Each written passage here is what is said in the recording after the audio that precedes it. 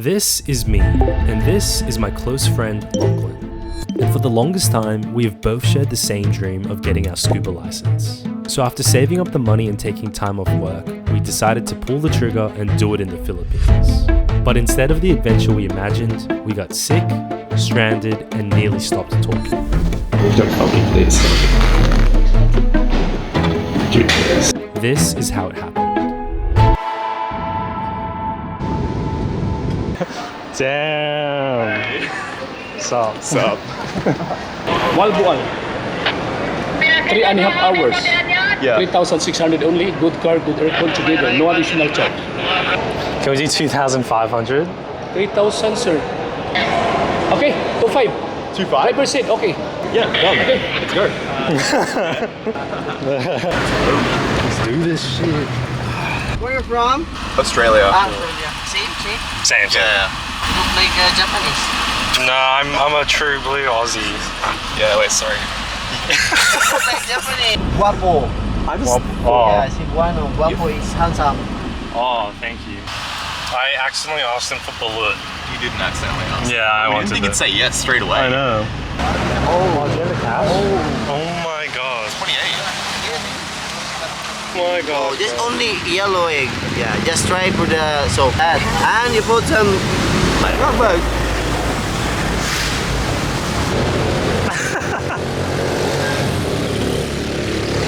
Yeah.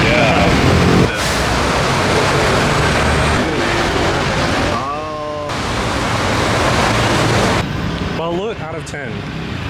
I'm sticking my 8. It kind of slaps. I'm bumping it up to a 9 because my expectations were kind of low. Yeah, that was me too. After that first night in Mobile, the next 3 days were basically a blur of early mornings, dive briefings, and a lot of time underwater. Unfortunately, we weren't allowed to film during the course, but by the end of it, we'd finally done the thing we came here for. Oh yeah, honestly, that was probably one of the toughest things I've ever done, like physically. It was 3 days, 9-hour days basically. Physically for sure.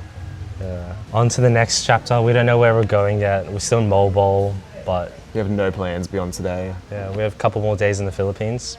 Should be chill. See what happens.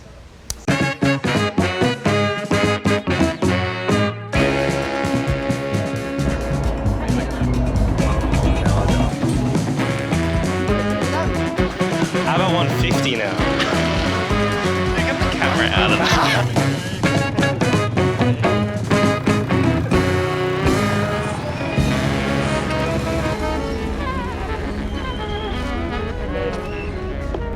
If you're wondering why it took so long to get off, the guy behind the camera just gave me the most diabolical would you rather. I'm not talking to him for a while. Oh my gosh. I'm not the one who wants it, my family.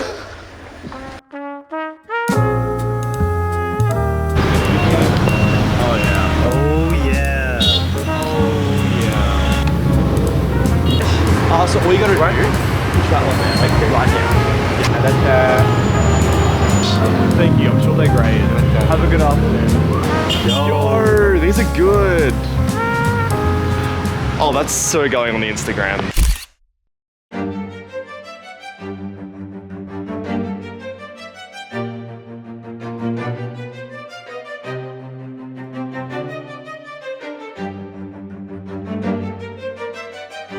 At this point, we thought we made it through the hardest part of the trip. But then, So far. You want to go there? In the red How far? Balik in Lassie. How far is it? Yeah, it's so far. How many minutes? It says 28-minute drive. Yeah, Is that okay? so far. Oh. Is that I too far know. for you? Yeah, Lassie. In Lassie. Ah. You want to go there? Yeah. Yeah, Yeah, that's fine. Go. yeah, go. We'll do that. 28 minutes. So far. 18 minutes?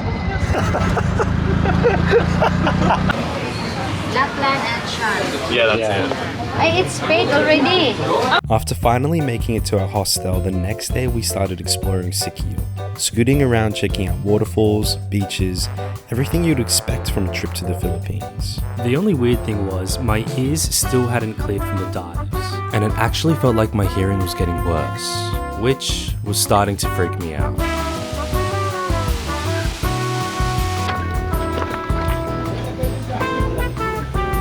So after a couple hours of exploring, we decided to get it checked out.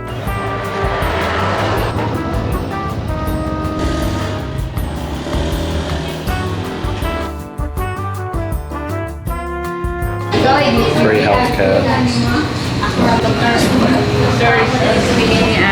Just made out of the hospital. I was diagnosed with earwax, but she doesn't want to clear it here. Told me to go back to Cebu City. So we made the decision to leave the island early, with the hopes of going back to Cebu City to get my ear cleared so we could keep diving. And feeling hopeful, we decided to sneak into a random hotel to enjoy our last day on the island. What was that one? We can try it. Yeah.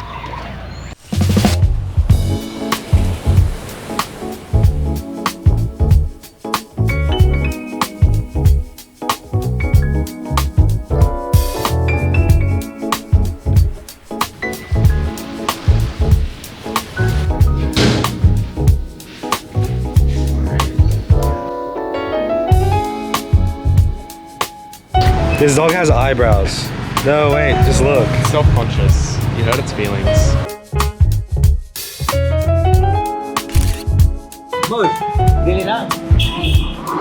Oh, yo, what?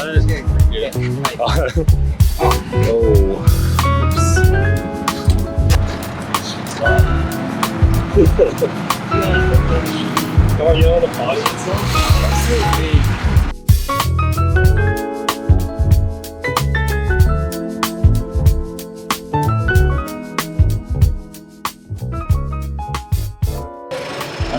Green City. From what country are you, sir? Yeah, no. Australia. Why he looks like his eyes After a long journey back to Cebu City, we went to the best ENT we could find. And honestly, it wasn't the news I was hoping for. You see, back in Sikihor, the doctor told me it was just earwax, something that could be easily removed. But when the ENT finally looked at it, it wasn't earwax at all. It was a pretty severe ear infection. And apparently, it meant I wasn't allowed to fly for at least a week. Which was a problem because Lachlan and I had a flight to Vietnam in 3 days. This has to be the lowest point. And to make matters worse, we couldn't get a grab to take us to the hostel. Every driver that accepted the ride just kept cancelling. I don't know what are we supposed to do?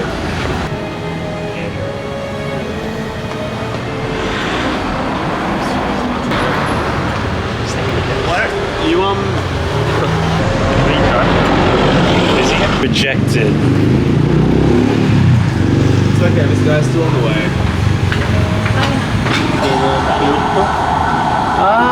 Above the mountain? Yeah, too far. Yeah, pero 1 minute packet. Thank you. Thanks, sir.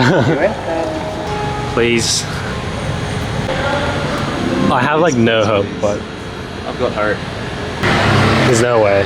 There's no freaking way. No, I gotta have hope. Thank you.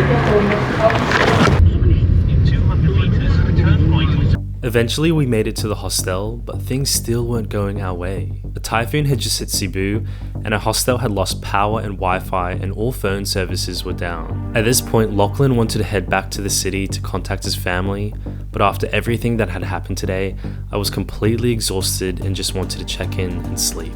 We were both pretty sick and exhausted at this point, and I could feel that things were getting pretty tense between us. Don't tell me they'd stop. Do this. Just as we were about to give up, a guest came over and explained that he'd been working for days to fix the power and Wi-Fi and finally had it up and running. We managed to check in, but by that point we were both completely exhausted. Lachlan had kind of shut down and I was getting frustrated trying to keep things moving, all while dealing with an ear infection and having to cancel my flights to Vietnam.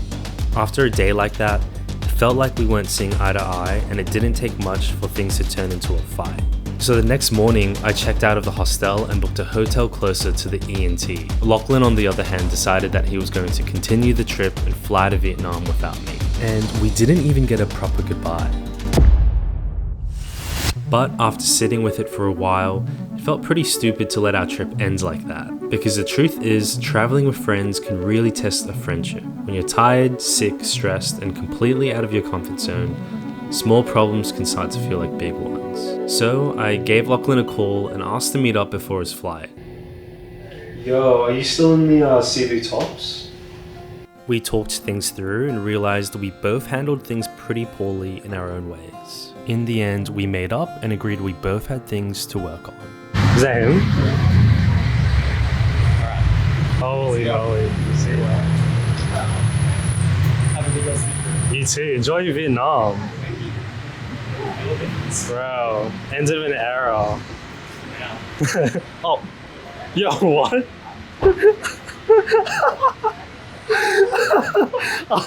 What was that? Looking back on the trip, it would be pretty easy to say that it was a disaster. We got sick, we got stranded, and we nearly stopped talking. So the real question is, was this even worth it? Honestly, yeah, I think it was. Because somewhere in between all of the things we went through, we still got to do the thing we came here for. We learned how to dive. And most importantly, we got to do it together, which reminded me that in the end, friendship is honestly worth a lot more than a perfect trip. And if you made it this far, it turns out we did manage to sneak a few clips after the course.